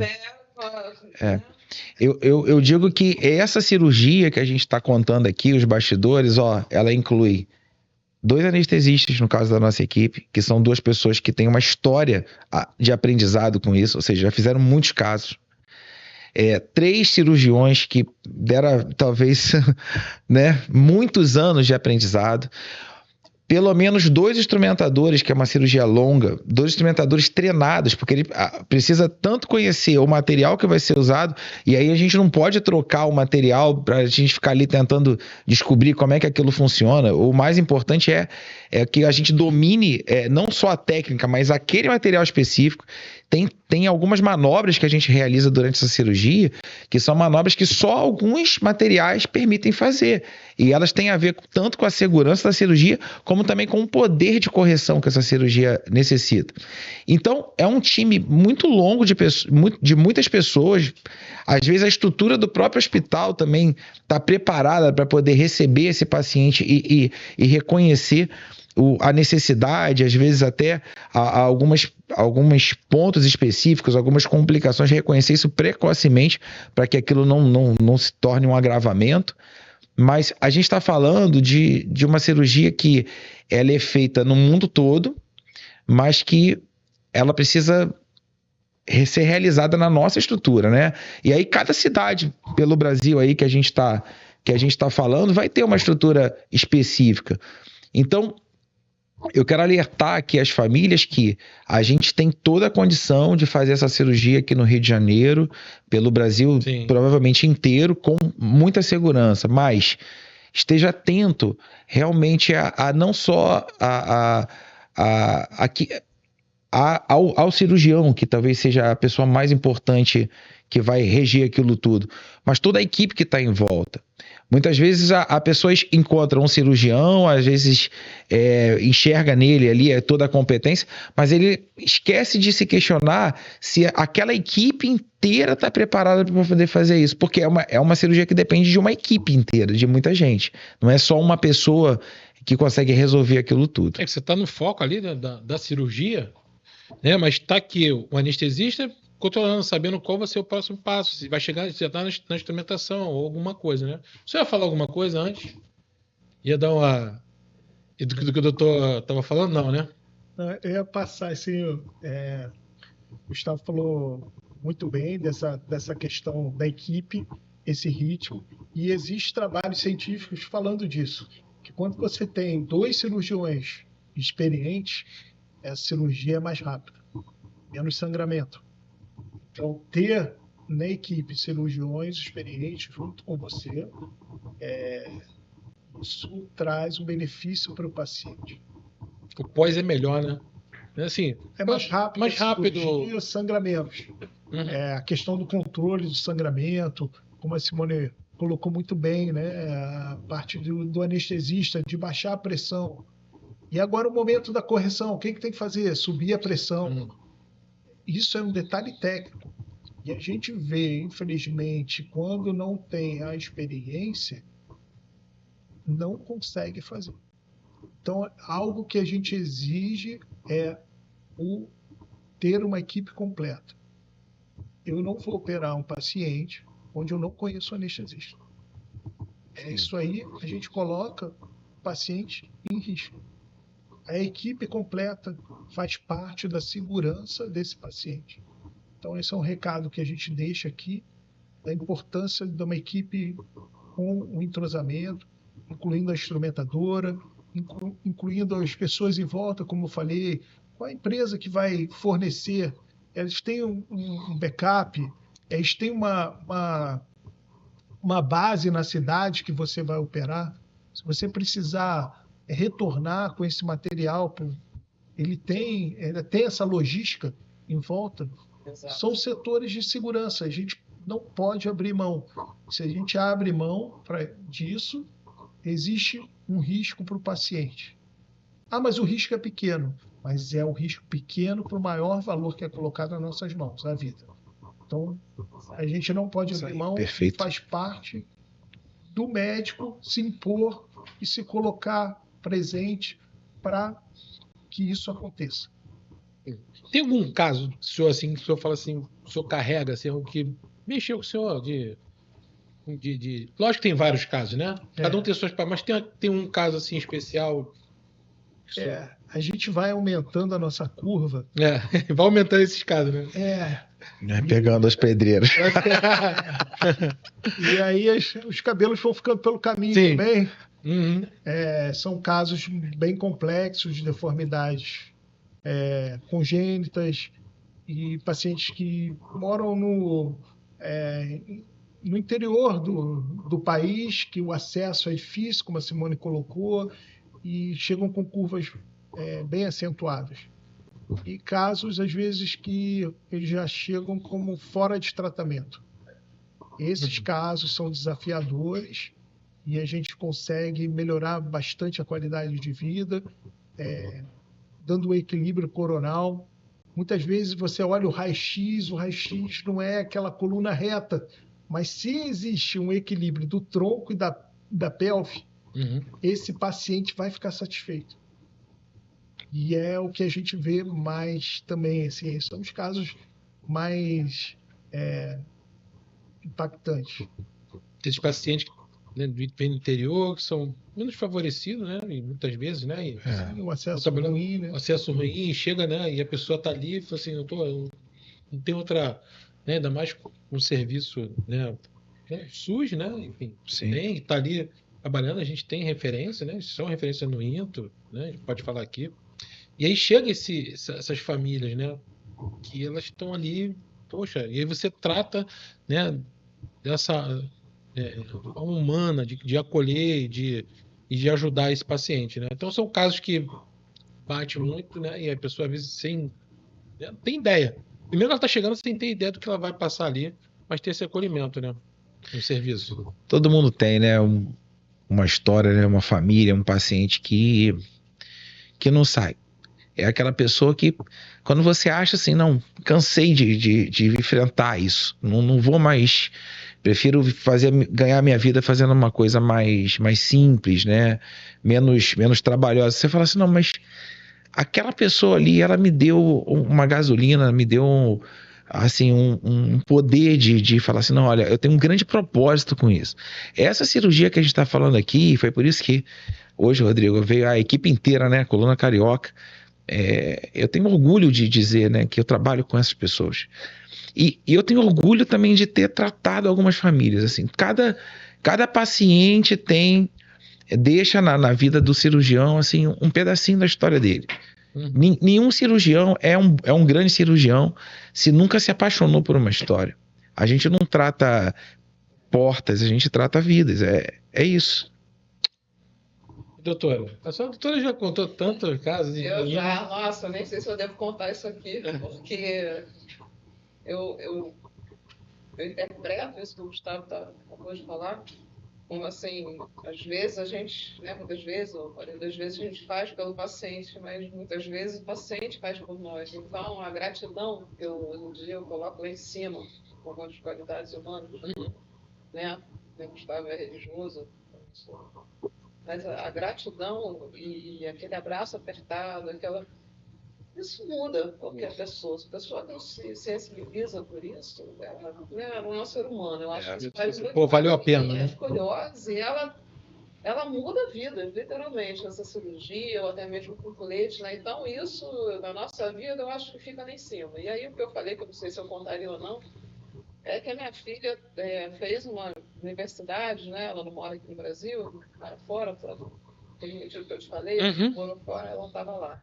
Ela não gostava lá da universidade dela. E uma das meninas no Brasil, ela do nada, ela que já chegava a desmaiar quando via sangue, ela pediu, mãe, posso ver uma cirurgia de escoliose?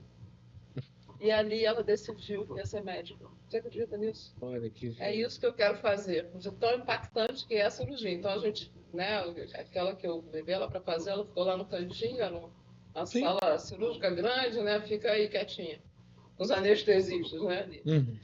E tal colocação e o entrosamento da equipe. Então todo esse conjunto favorável que eu agradeço, né? De sempre ter tido, eu sempre trabalhei né, em equipes que são equipes fáceis, né? Às vezes as enfermeiras, nossa, vocês não jogam nada na parede, né? Vocês são tão tranquilos, né? Olha, a gente já viu isso. Essa sintonia é boa. É uma sintonia muito boa, enfim. Isso é bom manter esse ambiente, né? Sim. Que a energia, você vai fazer o bem, a energia tem que estar boa. Tem que estar boa, né? Então a energia ali do centro cirúrgico, de você ter um ambiente de não ter briga, de tratar as pessoas ao redor. Sim. Porque até quem vai estar ali, né? Os circulantes, a enfermagem, a enfermeira, a equipe, ela tá ali e fala assim, poxa, quem tá aqui é... A gente vê esse feedback. Coluna carioca aqui. É isso aí. Tem uma assinatura, né? Uma assinatura de paz. Você vê que, assim, e ela, inclusive ela fez, né, lá, isso já tem muitos anos, um comentário muito interessante, justamente sobre isso. Ela falou, mãe, você só aguenta porque você tem uma equipe maravilhosa. Ela falou isso para mim, olha isso. E faz sentido. E faz sentido. Sim. Sim. E é uma verdade. É um ambiente calmo, né? Sim. Isso traz boas energias ali para a cirurgia. E todo mundo fica focado. Se você começa com um ambiente com muito estresse, com muita briga, e aí vem uma desconcentração. Você inibe, às vezes, a opinião do seu auxiliar, que queria dar uma opinião pertinente. Construtivo, né? Fica inibido, porque você é muito crítico. Então, você saber tirar o melhor da sua equipe, de quem está ali, né? De quem está bem, é como um time de futebol, né? Sim.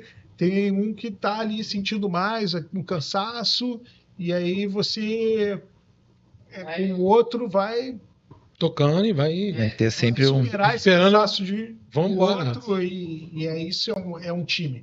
É o que a gente vai ganhar. Querer, entendeu? E o paciente que ganha isso. Exato. E ele é beneficiado. É o beneficiado, não né? tem dúvida nenhuma.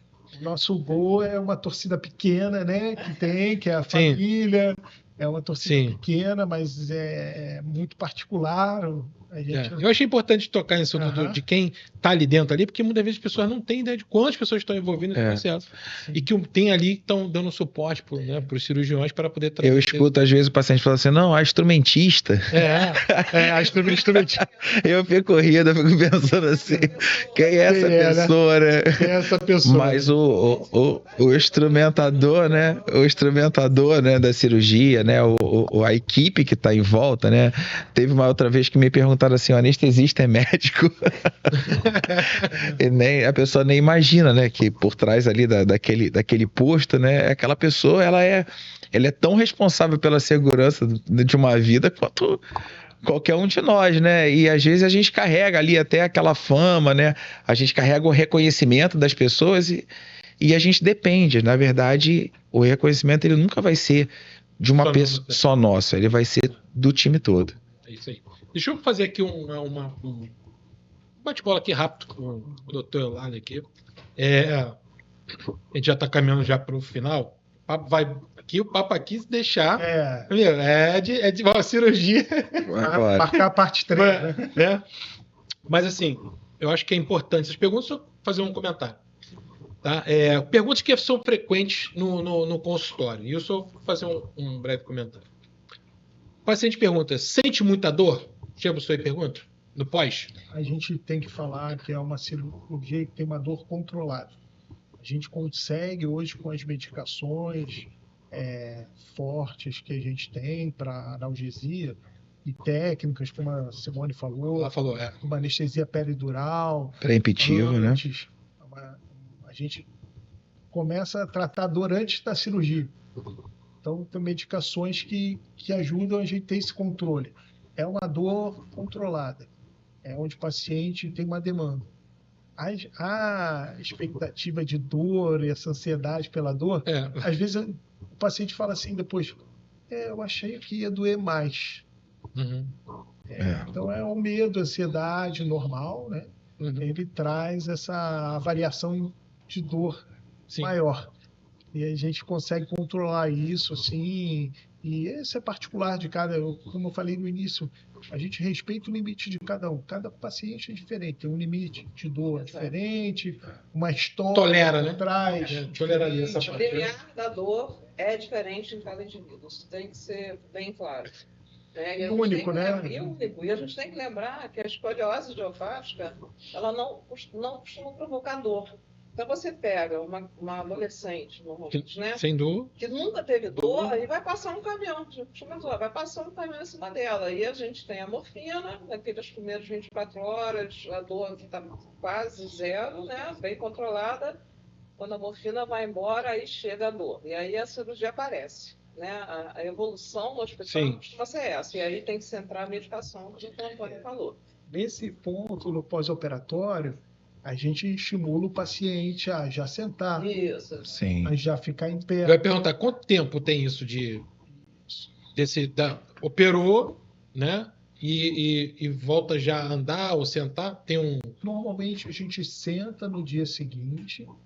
E alguns pacientes conseguem tirar a nota 10, que eu brinco, é ficar em pé no dia seguinte, e outros ficam ali na nota 9, que é quando já ficam em pé no D2 pós-operatório, andam no D3. Então, isso varia de cada paciente para paciente, mas cabe ao médico fornecer essa segurança do paciente. Eu posso andar, eu posso sentar. E o paciente está ali no pós-operatório. Com a dor controlada, né? Que controlada. Ele tá, né? Aí o paciente o médico tira o paciente do leito, põe ele sentado, ele põe ele em pé. Mas eu estou com dreno, eu estou com uma monitorização aqui. Não, você vai conseguir. Essa parte do pós-operatório é muito importante. Aí o paciente fica mais confiante e falou, não é tão assim, porque o medo assusta mais, né? Dá mais dor, né? Eu vou fazer uma pergunta aqui, mas vou brincar, eu operei a coluna, foram os pés agora. E é tão importante, né, essa estratégia que a gente está comentando aqui, essa estratégia de analgesia, porque o medo, ele provoca dor nas pessoas. A dor provoca medo, né? E o medo provoca dor. Mas a gente tem uma estratégia para isso, né? Os times bem treinados que operam escoliose têm uma estratégia para isso. E a gente comentou aqui da analgesia pré-emptiva, do uso, né, de uma equipe, recursos da equipe de anestesia, como por exemplo o uso da morfina, como também a reabilitação precoce, que previne uma série de complicações. Então, por exemplo, às vezes a pessoa imagina, bom, se ela está com dor, então ela tem que ficar paradinha. Enquanto isso, a gente já tomou uma outra estratégia. A gente já coloca a pessoa para sentar precocemente, tentar movimentar as pernas, porque a gente sabe também que na hora que ela vence o medo, ela começou a vencer a dor. Na hora que a pessoa fica em pé num pós-operatório, esticou, é outra pessoa. Na hora ela já venceu. Ela ganhou a segurança, ela sentiu, opa, não tá doendo. Só tá dolorido, que é a diferença. É isso. Aí vem o outro participante do time, que é o fisioterapeuta, né? O pós-operatório ali. Fisioterapeuta, para mim, é o mais importante. Ele sabe ali, coloca o paciente sentado, ele sabe do que ele está vendo ali, ele está acostumado naquela rotina do paciente. Não, é um paciente de escoliose, ele tem aqui que ficar sentado e já ficar em pé. Então também é um time ali. Antes de eu chegar, quando eu vejo lá, o fisioterapeuta já colocou o paciente sentado em pé, eu dou nota 10 para esse fisioterapeuta. Esse é o cara que sabe o que ele está fazendo, entendeu? E a gente é muito bem servido nisso no Rio de Janeiro também. Tem excelentes escolas de fisioterapia e que a gente tem... Eu gosto de fisioterapeuta, gosto tanto que eu casei com uma, entendeu? Opa!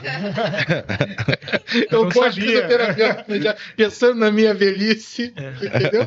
Eu falei, já casei com uma. Mas eu vou fazer uma pergunta que eu sei a resposta. Os pais, na hora que você está com dor, os pais sentem mais dor do que os filhos? Porque assim, você quer saber da dor do paciente. Aí os pais falam assim, tá com muita dor, né? A transferência, ela existe, né? Aquela frase, não, se eu pudesse estar no lugar do meu filho. Sempre. Isso aí é clássico, existe, né? A gente escuta muito isso, né, Simone? No paciente. Então, a ansiedade dos pais, ela leva essa dor, né? Uma dor, pode dizer, uma dor na alma. O paciente, meu filho está sofrendo, eu não queria que ele sentisse nenhuma dor. E cabe a gente confortar o pai, falando, isso é normal, tem medicamento e vai passar. Amanhã vai estar melhor. Então, um dia vai estar melhor que o outro. Essa evolução vai acalmando o coração dos pais. Então, amanhã vai estar melhor que o outro. Uma vez eu ouvi uma coisa de uma família e essa família é uma família muito religiosa. É uma família que tem uma fé assim muito grande assim em Deus. E E o pai falava que o filho tinha os caminhos do coração dele alinhado. Isso era uma frase que ele usava e eu ouvi aquela frase, guardei para mim, mas eu nunca tinha visto aquilo na vida de alguém, assim, né? Ou seja, materialização da palavra. E aí eu operei essa pessoa. Operei. No dia seguinte, passei visita. E aí, tá tudo bem? Tudo bem. Tá sentindo dor? Ó, dói um pouco, mas tô bem, tô bem. Falei, vamos sentar? Ah, tava doido pra fazer isso. Falei, cara, esse cara é diferente, hein? Aí, coloquei sentado, aquele monte, né, de tubo pendurado no pós-operatório ali de primeiro dia. E aí eu comecei a perceber que aquela pessoa, ela tinha dentro da cabeça dela uma segurança tão grande do que ia acontecer ali, que aquilo ali era o sucesso acontecendo na vida dele, e não o contrário. Aquela coisa do medo, do insucesso, da possibilidade do caos, né? Aquilo estava tão construído na cabeça da pessoa que aquele pós-operatório dela parecia assim que ela nem tinha sido operada. Então, assim, de fato, aquela pessoa tem os caminhos do coração dela alinhado com os caminhos de Deus, porque o caminho de todo mundo é o caminho de ser recuperado uma cirurgia dessa. A gente está contando aqui de uma cirurgia grande, temível por muitas pessoas, mas que a gente faz isso quantas vezes por ano? Pouquíssimas vezes a gente tem algum tipo de intercorrência. Então, assim, é uma coisa que eu diria o seguinte, o que a gente vê é aquilo realmente representar o sucesso. Então, assim, eu alerto muitas pessoas, né? Quando a gente começa o processo de uma cirurgia, que a pessoa esteja com a cabeça dela alinhada de que ela vai passar por aquilo e vai vencer. Sim. Porque quando a gente entrega o nosso trabalho, tem uma parte que a gente não consegue fazer.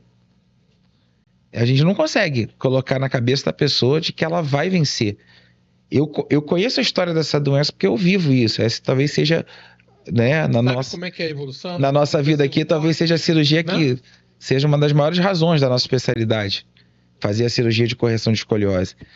E a gente ama o que a gente faz. Mas a gente não consegue colocar essa história na vida daquela pessoa, a não ser que ela tenha, de fato, o caminho do coração dela alinhado com o caminho de Deus e o caminho do sucesso. E essas pessoas costuma dar tudo certo, eu fico impressionado. Né? Eu sou, como Gustavo, eu sou bem religiosa. Eu acho que a pessoa já entra ali. Isso é importante, tá toda a família, né? Conseguir isso. Tá resolvido. A gente às vezes acha, né, que vai ser difícil isso e aquilo, e flui de uma forma tão positiva, tão mais positiva do que a gente mesmo às vezes espera. Porque a pessoa que tem fé ajuda demais. Eu vou lá para o lado da ciência, misturando a ciência e tudo. Já existem trabalhos científicos mostrando sobre isso. Paciente com positivismo trabalhado na cirurgia, né? Paciente que acredita que vai ficar bom, que olha a cirurgia com aquilo vai me fazer bem, ele tem um resultado melhor do que o paciente que tem uma depressão mais grave, que tem olha a cirurgia com uma perda, com um lado negativo. E o corpo responde. Tem como, né? Tem cabeça, a mente, né? Então a gente tem já trabalhos científicos mostrando isso, né? Isso é um assunto já para... Deixou um gancho aí. Bom, né? Vou lá em cima agora. A dica aqui, Rodrigo, é trazer os outros profissionais, eu acho como a gente falou aqui do time, né? Isso, eu acho que... Trazer o nosso... time de anestesistas. O fisioterapeuta do pós-operatório. Sim, também.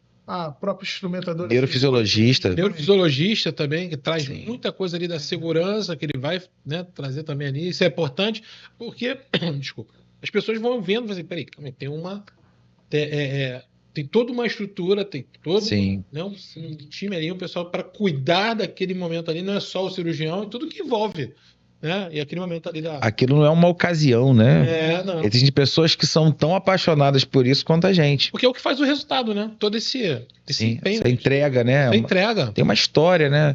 O Eulálio falou uma coisa aqui que eu acho que é necessário repetir. Ele falou sobre a questão dos materiais, a questão da estrutura, que o cirurgião ele não pode abrir mão, Porque, claro que uma cirurgia de alto custo, ela passa por pressões, né, das fontes pagadoras. Mas isso não significa que a gente que conhece de fato o que é necessário para que aquilo se realize com sucesso, que a gente possa abrir mão disso. Por exemplo, ter uma equipe de anestesia que você conhece e está acostumado a trabalhar, como também, por exemplo, os próprios materiais que a gente vai aplicar. Hoje, a gente não pode voltar atrás, foram muitos anos de desenvolvimento científico, de engenheiros trabalhando, tecnologia sendo aperfeiçoando detalhes para a gente poder voltar atrás. Hoje a gente tem estrutura aqui no Brasil e compatível com as mesmas estruturas dos países do primeiro mundo para fazer isso. Os mesmos materiais que as pessoas que vão operar nos Estados Unidos, na China, que é um país de primeiro mundo, né, hoje na medicina, na Europa, todos esses mesmos instrumentais, eles estão disponíveis para a gente. Então, não tem por que a gente não utilizar aquilo que tem de melhor, mais seguro, mais eficaz. Sim. Isso se reproduz sim, e acho que o nosso papel aqui como profissional é também deixar isso muito claro, dar essa notoriedade à população. Às vezes... Eu costumo dizer que, comparando, né, como eu gosto muito de tênis, você não vai ver o Federer, né, vamos falar um nome mais conhecido, agora ele aposentou, mas o Sinner, o Alcaraz, indo jogar o Wimbledon com uma raquete que alguém deu e trocou a dele. Ele vai sentir a diferença. Ele sabe o peso, ele tem ali a pegada no... Exatamente. Tem as particularidades do material de trabalho dele. Assim. Isso não é um luxo, não. Essa rotina, né, com a mesma equipe, com o mesmo material, né, que sejam 3 ou 4 principais que a gente usa, porque, sim, né, sim. a gente precisa dessa opção, até mesmo por uma questão financeira, para, né, a fonte pagadora, e por lei no Brasil, por lei. 3 empresas, eu às vezes dou mais, dou 4, 5, 6, né, em casos mais problemáticos, vamos dizer assim, mas que eu sei que são bons, que eu estou acostumado a usar. Por quê? Porque um simples, eu costumo dizer, o parafuso são 2, 3 caixas. Eles têm 8, 9 caixas que são do material para a correção da escoliose, para encaixar a porca, para o torque. Então, são vários detalhes que não estão só em olhar o parafuso. Ah, tá bom, pode ser. Não pode, simplesmente não pode. A gente não pode abrir mão da segurança de um procedimento tão complexo. Não precisa ser médico para entender que o preparo para todas as profissões, né, é o primordial. A gente entrou aqui para esse podcast e já estava tudo preparado. Isso. É o que eu observei. E com excelência. Eu vi tudo preparado. A equipe já estava preparada, os bastidores, e estava tudo preparado. O número, você viu, mostrar aqui em volta como tem preparo para isso aqui ficar com excelência, para dar certo.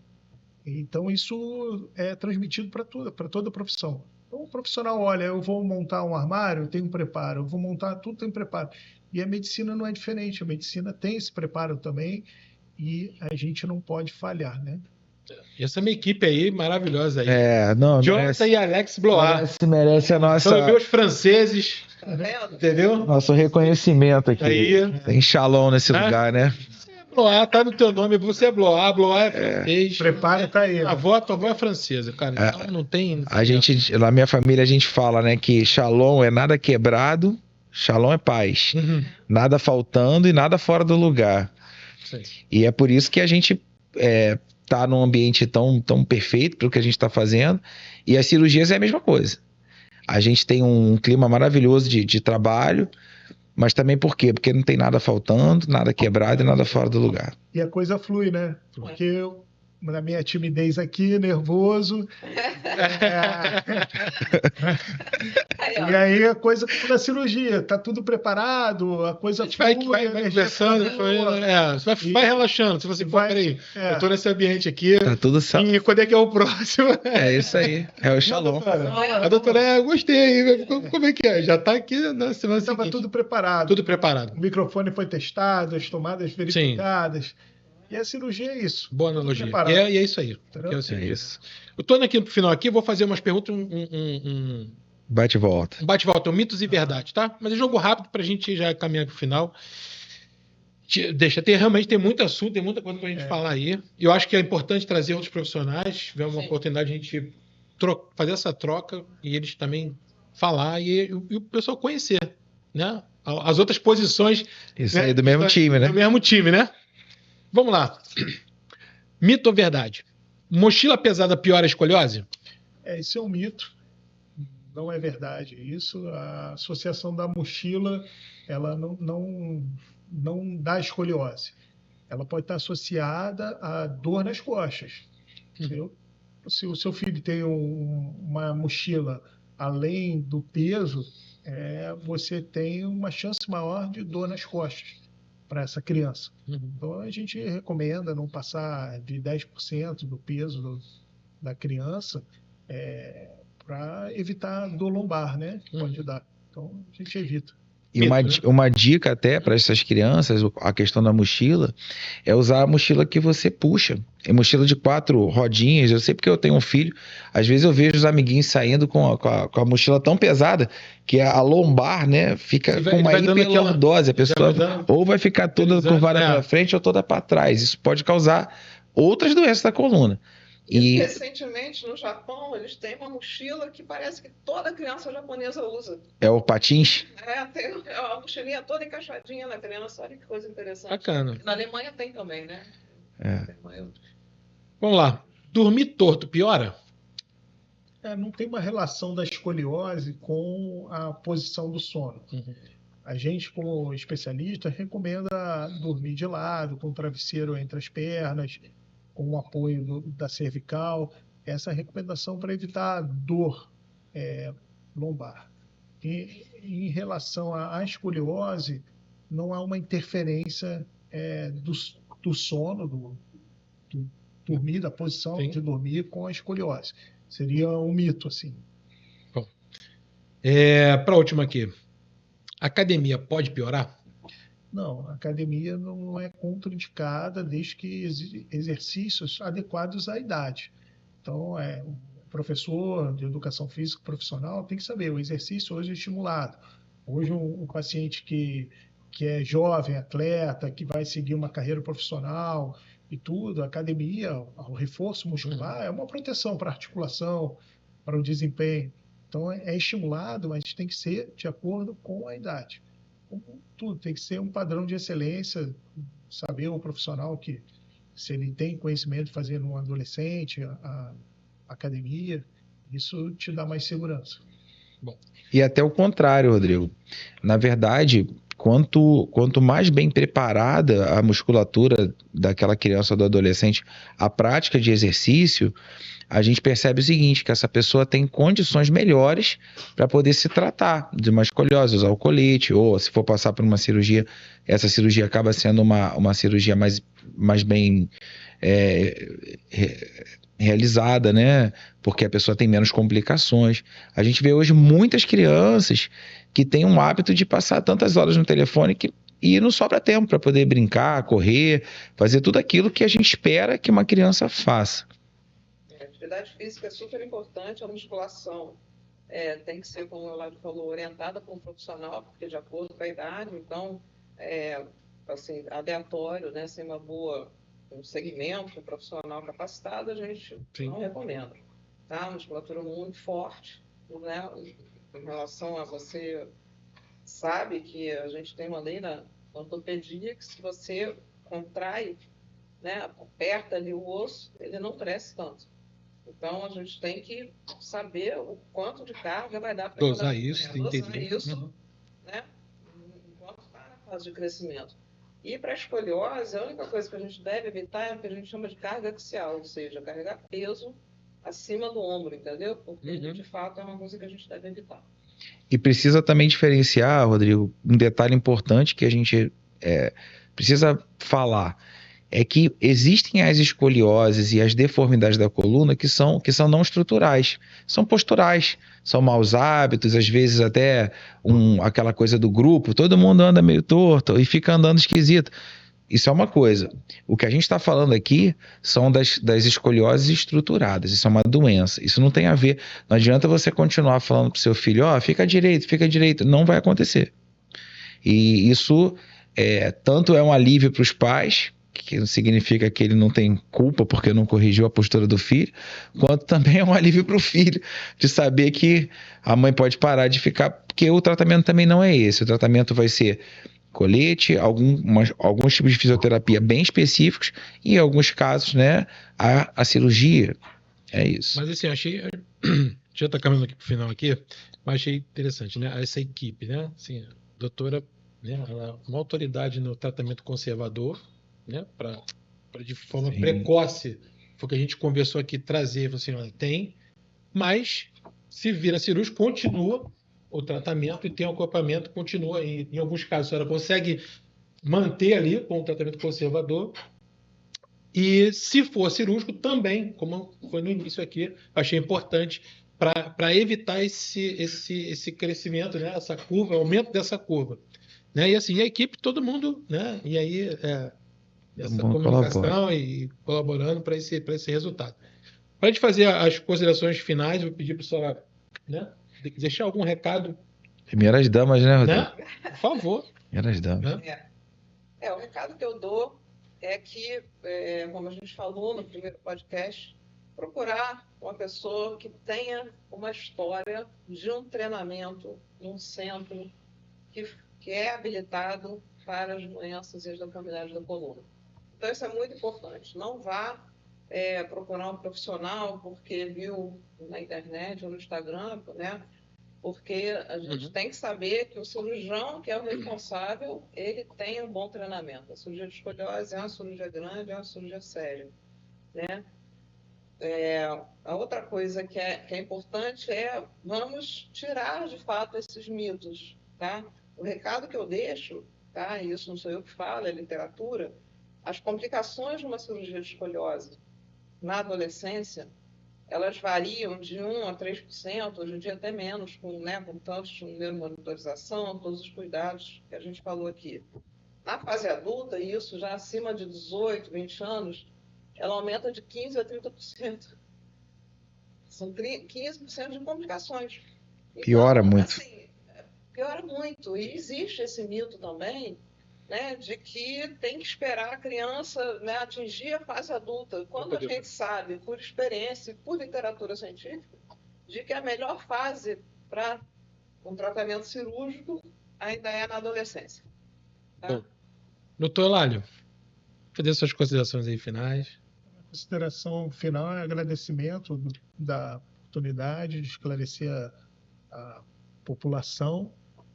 Espero que a gente tenha um alcance, porque tudo que foi falado aqui é para o benefício e segurança do paciente. Não importa se ele vai estar ali no Rio, em Minas Gerais, eu acho que a gente espera ter um alcance grande para ele se sentir seguro com o médico que escolheu, dar ênfase à Sociedade Brasileira de Coluna como um alicerce de proteção para o paciente, saber que ele está dentro de um profissional habilitado, um profissional que fez uma prova, que passou por uma avaliação dos pares, isso dá segurança. Ele, para chegar ao título da Sociedade Brasileira de Coluna, ele teve que frequentar por pelo menos 2 anos um serviço que é credenciado pela sociedade. Aí traz a experiência da indicação.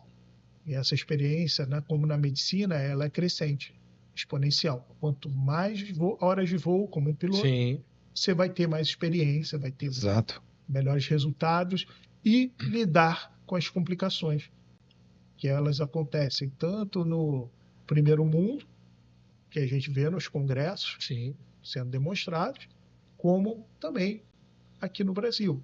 Mas lidar precisa de experiência. Então, esse é o recado final. Obrigado, doutor. Doutor Gustavo.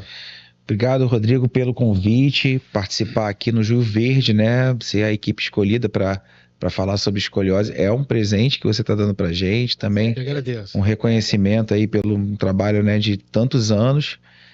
E o recado que eu quero dar para as famílias é isso, é que a gente tem no Brasil uma incidência grande de escoliose, não é uma doença rara, é uma doença recorrente, até comum na população.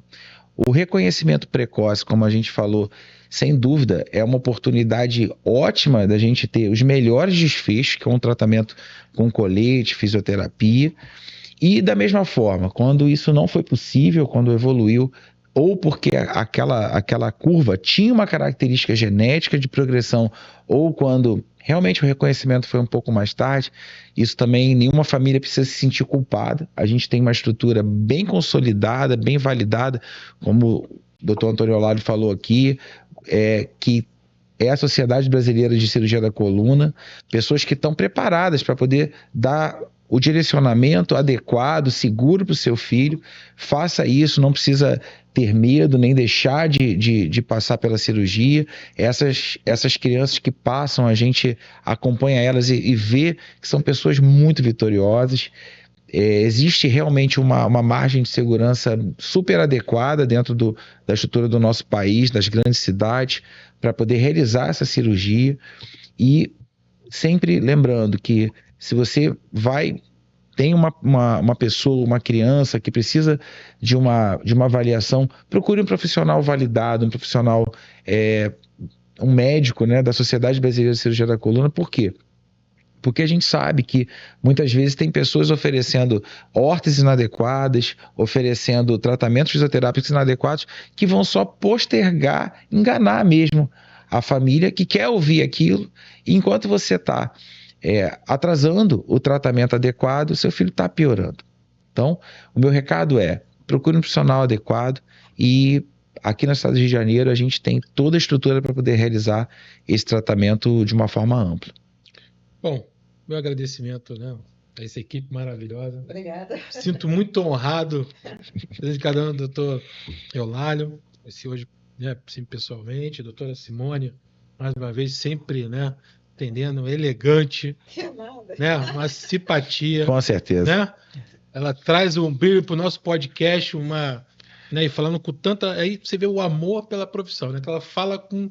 Né, aquela apaixonada pelo que faz, isso contagia a gente vê, tô falando nos cortes, e você vê assim, cara, o brilho dela falando, né, dessa coisa de conseguir restaurar ali vidas. Eu acho isso importante. Queria deixar aqui registrado, eu tô Gustavo Pessar mais uma vez, você é obrigado, Rodrigo. Amigo, irmão, obrigado, né, e de fato esse momento aqui é importante para aqueles que vão assistir e poder ajudar alguém. Você é uma pessoa que estava aí, que não tinha noção, alcançou, para mim já valeu a pena. Sim, com certeza. Cara, fiz bem a alguém, né? E é isso que a gente está aqui, eu acho que é isso que, né, daquilo que a gente acredita, do que Deus tem pra gente. Tá? Muito obrigado. Tá? Pessoal, chegamos ao final de mais um episódio do Pod Doutor. Agradecer a você pela audiência. Né? Se você gostou desse episódio, compartilhe. Tem famílias que precisam ouvir. Se você conhece um parente, um amigo, um vizinho, não deixe de compartilhar esse episódio tão importante. E é isso. Pod Doutor, a ortopedia como você nunca viu ou ouviu. Forte abraço.